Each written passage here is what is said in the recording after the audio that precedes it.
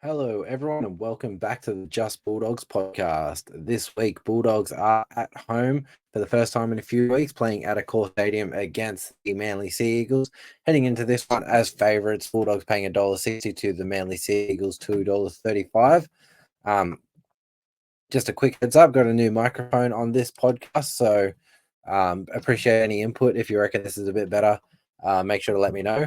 I've had a couple of comments on the past few not quite been up to standard, so hopefully this is a bit better. But we will get into the preview of the Bulldogs taking on the Manly Sea Eagles. Expecting a very big crowd at this one. I am attending this game, so definitely very excited. I expected about 35,000 people to turn up. It looks like it's going to be the biggest crowd to a 6 p.m. Friday game in history, so definitely pretty exciting. I'll quickly run through the Manly Sea Eagles team list. At fullback, they have Tom Trbojevic. On the wings, Jason Saab and Lehigh Hopewade. The centers are Tommy Talau and Ruben Garrick. At 5'8", Luke Brooks with Daly Cherry as their captain at halfback. Their front rowers, Taniela Paseka and Nathan Brown with Lachlan Croker at dummy half. Their back rowers, Hamoli Olakwatu and Ben Trbojevic with Jake Trbojevic at lock. Their bench, Tola Takula, Josh Aloye, Ethan Bullimore and Matt Lodge, and their extended Toa Fafoa Sipoli, Carl Horton, Jamie Humphreys, Clayton Fualilo, and Gordon Chen Kum Tong. Getting into the Bulldogs team list. At fullback, we have Connor Tracy. On the wings, Gerald Skelton and Josh Adokar. In the centres, Bronson Cherry and Jacob Kiraz. At 5'8", Matt Burton with Toby Sexton at halfback. Starting front rowers are Mac King and Samuel Hughes.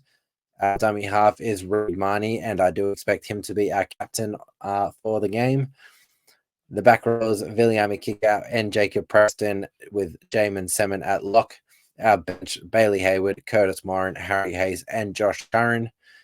And our extended is Eli Clark, Jack Underhill, Drew Hutchison, Blake Taff, and Lipoi Hopoi with Ashley Klein reffing this game.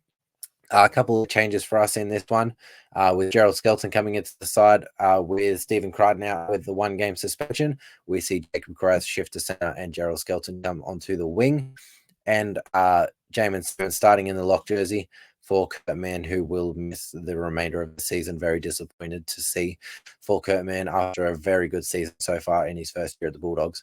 But yeah, hope for the best for Kurt Mann. And hopefully Jamin Salmon can rip in that 13 role. And Josh Curran comes up back onto the bench after having the week off with his shoulder injury. Hopefully feeling a bit fitter and healthy this week. He's definitely been playing through some pretty tough injuries. So, yeah, the 1 week off I bet would have been good for him. Looks like the Manly side's just about full strength. They do miss Corey Waddell, ex-Bulldog, after copping a suspension from last week's game against the Tigers. But besides that, nothing too crazy going on with them. Looks like Tommy Talau's come back into the side with Tola Takula dropping to the reserves. But yeah, still some quality players filling in there. But we'll get into a bit of the preview.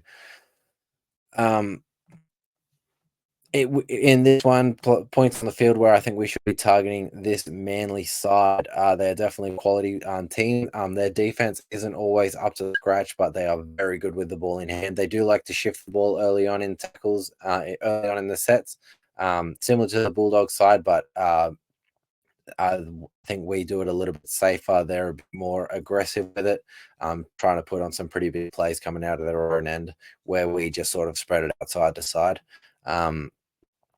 I do expect that we should be targeting their halves. They are both good tacklers, but they do have some poor reads in them. I think we should be trying to get at Luke Brooks. Definitely a smaller body in the field.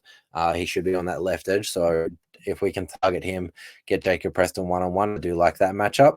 And then getting down our left edge, our attacking side, Daly Cherry Evans has a poor read in him, and he does make it difficult for his outside men at times. So definitely should be a good opportunity for Villian Kickout to get one-on-one with Daly Cherry Evans.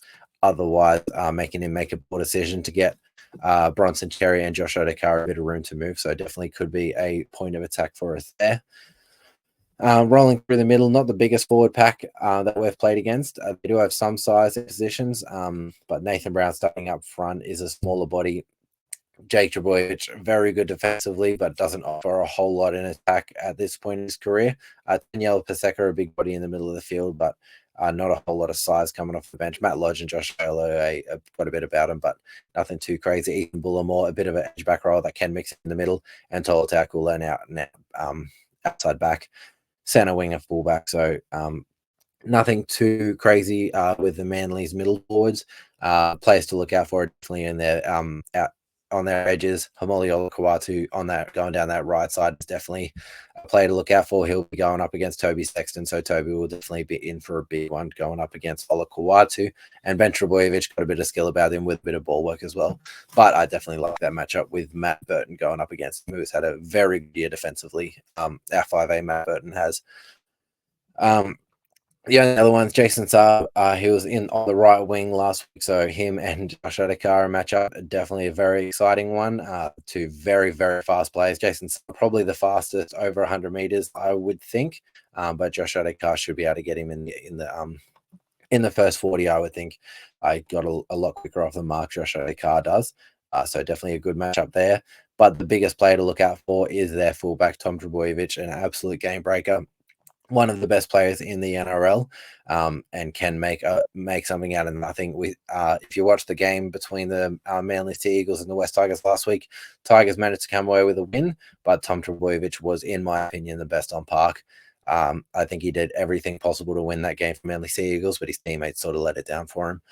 But definitely one that we have to shut down as quickly as possible, because he can make something out of absolutely nothing on kick returns, off one of the rucks, anything. He's a very dangerous player. But getting into our team, Gerald Skelton, very exciting for him to come back from the side. We know what he can do with the ball in hand.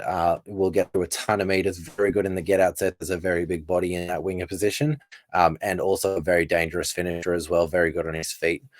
He has signed with the West Tigers, so this could potentially be his last game in the Bulldogs top grade. So I'm very excited to see him get on the field. Couple of defensive deficiencies, but should have some pretty good help around him with Jacob Carrera, I'd assume, being on that right centre spot with him.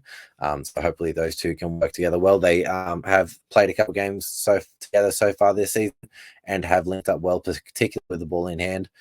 In that Central Coast Stadium game against the Roosters, where we did lose, those two linked up pretty well. And some pretty special stuff happened around them. So it could be a very exciting one there.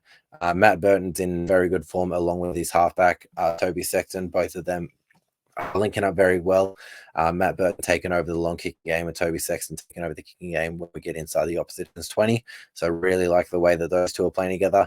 I expect them to both swing across both sides of the field and get both edges really attacking, as they have been the past couple of weeks. I think that's where our best opportunities come, when they both float around to both sides of the field and get both edges really attacking out wide. So expect that to happen again in this one.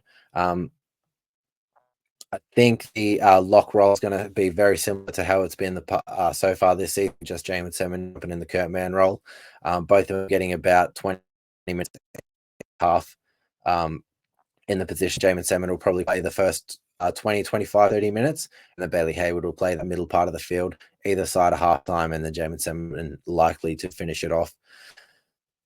We see Josh Curran come back into the side, so we have three out and out middle forward. Josh Curran can obviously play the edge, so they could give Viliami Kikau a rest in this one. They gave Jacob Preston a rest last week, so if they give Viliami Kikau a rest after paying the full 80 last week, definitely something to look out for. Looks like they are giving players early spells to end the season in preparation for the finals. They won't be resting anyone for a full game, I don't believe, but I do think players will come off early to prepare them for finals. So something to look out for there, especially if you're thinking about your multis on your bets.